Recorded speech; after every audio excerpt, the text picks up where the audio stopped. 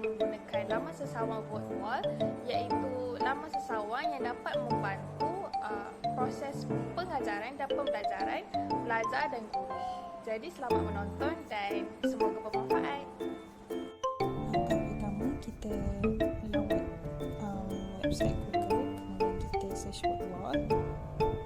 Kita akan terus dapatkan paparan ini berupa template yang telah disediakan di dalam sesawan Wordwall. Jadi saya akan gunakan template anagram, di mana anagram adalah permainan kita susun ejaan menjadi kataan. Jadi dia akan keluar macam ni. Bahagian aktiviti title saya adalah bahagian kita letak tajuk. Jadi tajuk yang saya ingin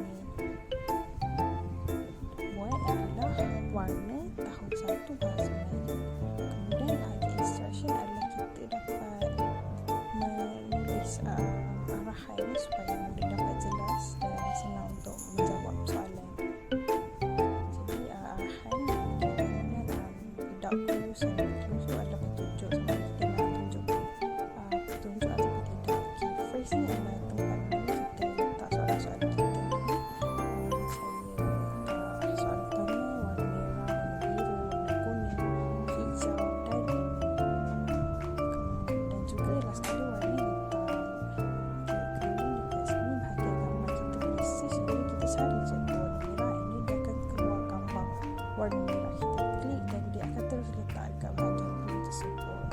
Sama juga macam warna biru, jadi dia akan keluar warna biru.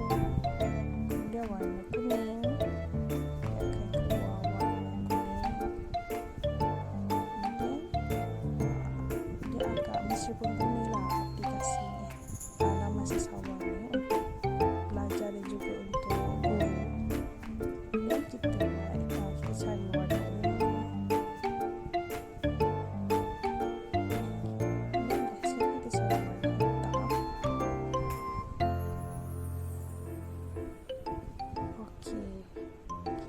Siap, kita tekan done.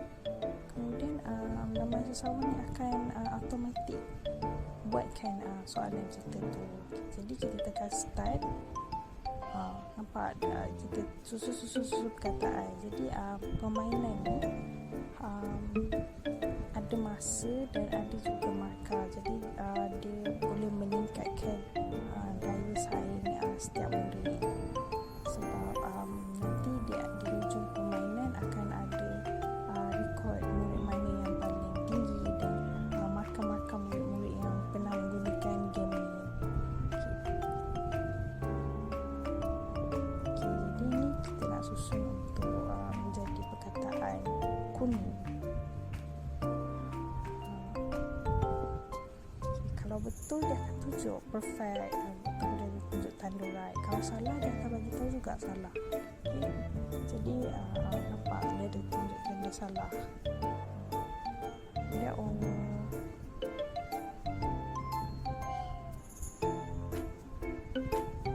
Dan akhir sekali kita buat warna hitam. Masa ni dah 1 minit 6 saat dah. Nombor ini buat. Kita buat contoh lah ni. Jadi akhir sekali nampak murid dapat tengok skor keseluruhan dan juga masa.